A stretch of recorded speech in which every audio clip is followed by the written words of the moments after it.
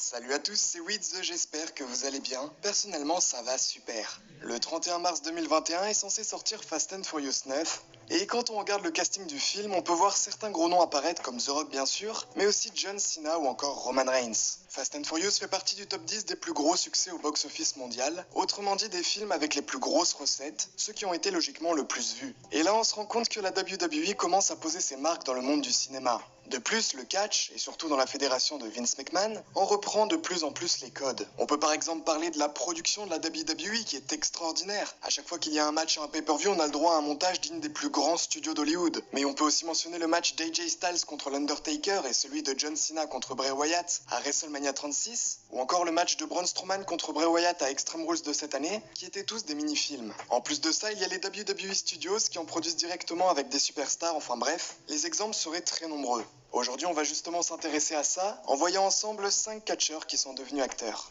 Et si jamais la vidéo qui va suivre vous plaît, n'hésitez pas à vous abonner à la chaîne et à activer la cloche, ça me ferait super plaisir. Allez, on est parti sans plus attendre avec la vidéo.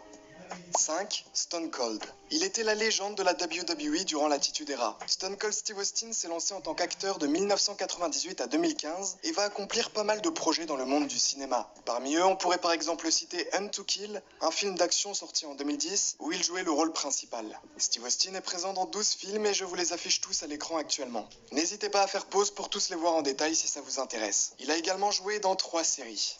4. Hulk Hogan. Je retiens surtout sa présence dans Rocky 3 qui est celle qui m'a le plus marqué avec son combat contre Rocky Balboa. Le moustachu le plus célèbre du catch est présent dans 19 films, allant de 1982 en commençant avec Rocky 3 justement, jusqu'à 2017. On peut aussi compter 7 séries dans lesquelles il est apparu.